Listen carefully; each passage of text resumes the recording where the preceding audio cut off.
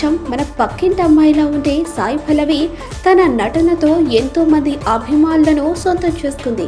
శేఖర్ కమల దర్శకత్వంలో తెరకెక్కిన ఫిదా సినిమాతో తెలుగులోకి అడుగుపెట్టిన ఈ కుర్రతి టాలీవుడ్లో వరుస సినిమాలతో దూసుకుపోతోంది. తెలుగులోనే కాదు, తమిళ్లోనూ ఈ మధ్య సినిమాలకు గ్యాప్ ఇచ్చిన సాయి పల్లవి రీసెంట్గా వరుస సినిమాలతో బిజీగా అయింది. టాలీవుడ్ యంగ్ హీరో నాగ చైతన్య హీరోగా నటిస్తున్న తండ్రేల్ సినిమాలో హీరోయిన్ గా నటిస్తోంది సాయి పల్లవి.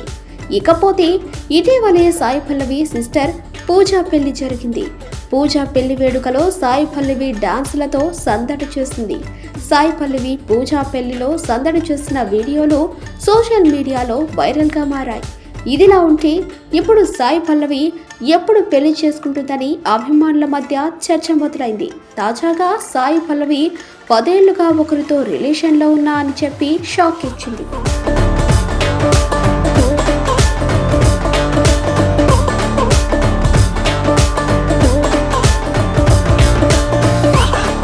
అవును, సాయి పల్లవి ఒకరితో రిలేషన్లో ఉందట.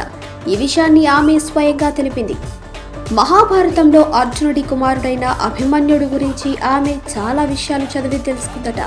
గడిచిన 10 ఏళ్లుగా అభిమన్యుడి క్యారెక్టర్ గురించి చాలా తెలుసుకున్నానని, అతనితో 10 ఏళ్లుగా రిలేషన్లో ఉన్నా అని తెలిపింది సాయి పల్లవి. ఈ కామెంట్స్ ఇప్పుడు వైరల్గా మారాయి. ఇక సాయి పల్లవి బాలీవుడ్లో తెరకెక్కుతోన్న రామాయణం సినిమాలో సీతగా నటిస్తోంది. ఈ సినిమాలో రణ్బీర్ కపూర్ రాముడిగా నటిస్తున్నాడు. ఈ సినిమా షూటింగ్ శరవేగంగా జరుగుతోంది.